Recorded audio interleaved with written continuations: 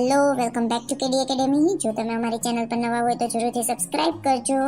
આજે હું તમને વાત કરીશ કે ગુજરાત માધ્યમિક અને ઉચ્ચતર માધ્યમિક શિક્ષણ બોર્ડ દ્વારા ગણિત વિષયમાં એમાં પણ બેઝિક ગણિતની અંદર જે ગુણ આપવાની પદ્ધતિ છે તેમાં ઘણા બધા ફેરફારો થયા છે.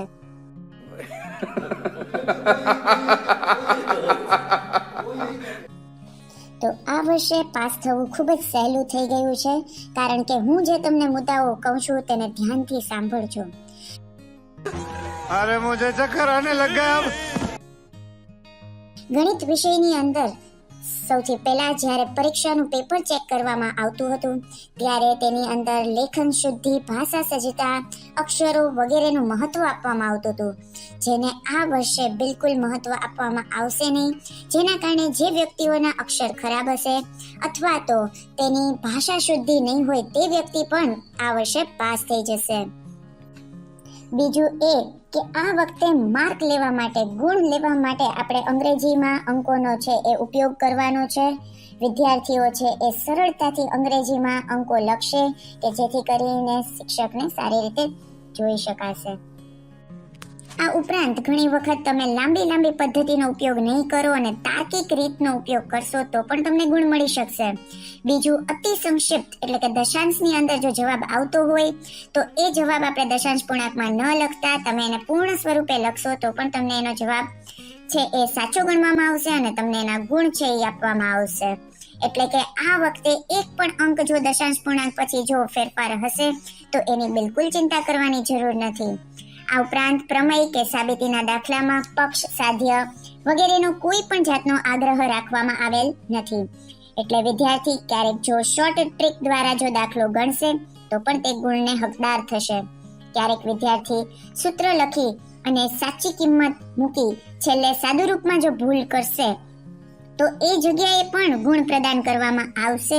ક્યારેક ઉતાવળના કારણે છેલ્લે જવાબ સાચો નહીં એમ માનીને શૂન્ય ગુણ અપાય છે, પણ આ વખતે આ રીતે થવાનું નથી. એટલે વિદ્યાર્થી મિત્રો, તમે લોકો આ સૂચનાને ખરેખર ધ્યાનથી સાંભળજો અને વિડીયો જો ગમ્યો હોય તો જરૂરથી તેને શેર કરજો.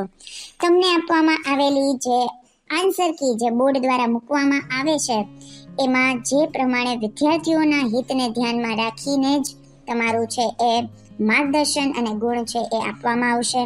હેતુલક્ષી પ્રશ્નોના વિભાગ માટે ઘણી બધી સૂચનાઓ બોર્ડ દ્વારા છે એ પબ્લિશ થયેલી છે, જેમાં વિભાગ એ માં પ્રશ્ન 1 થી 6 માં જ્યારે સાચા વિકલ્પ પસંદ કરવાના હોય છે ત્યારે તમે કોઈ પણ રીતે તેમાં સાચો જવાબ લખી શકો છો. વિભાગ એ માં આપણે પ્રશ્ન ક્રમાંક 1 થી 6 માં સાચો વિકલ્પ કરવાની વાત કરેલી હોય ત્યારે ABCD માંથી જે સાચો વિકલ્પ હશે એ જ લખશો તો પણ ચાલશે, એની સાથે જવાબ લખશો તો પણ ચાલશે અને ખાલી જવાબ લખશો તો પણ એ માન્ય ગણવામાં આવશે.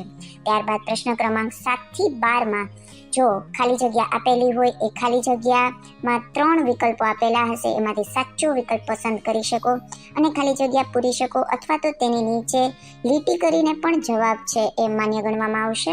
ત્યાર પછી પ્રશ્ન ક્રમાંક 13 થી 16 માં સાચું ખોટું આપેલું હશે, જેમાં તમે નિશાની દ્વારા પણ સાચું અથવા ખોટું છે એ દર્શાવી શકશો. એ ઉપરાંત જે એક વાક્યના પ્રશ્નના જવાબ આપવામાં આવેલા હોય છે તો તેમાં ગણતરી દર્શાવવાની કોઈ પણ જરૂરિયાત રહેતી નથી, જેથી તમારો સમય પણ બચી જશે અને તમારું ગણિતનું પેપર છે એ સારી રીતે થઈ શકશે. અને ત્યારબાદ પ્રશ્ન ક્રમાંક જો 21 થી 24 માં જોડકા આપેલા હોય અને ગણિતમાં તો ખાસ કરીને સૂત્રવાળા જોડકા જ પૂછાવાના છે, એટલે તે જગ્યાએ આપણે જોડકાને ખાલી જોડીને પણ છે એ દર્શાવી શકીએ અથવા તો યોગ્ય જવાબ જે હોય તે પણ છે એ દર્શાવીને આપણે આપણો પ્રશ્નનો જવાબ ત્યાં આપી શકીએ. જો તમને મારો વિડીયો ગમ્યો હોય તો જરૂરથી લાઈક કરજો, શેર કરજો, સબસ્ક્રાઈબ કરજો.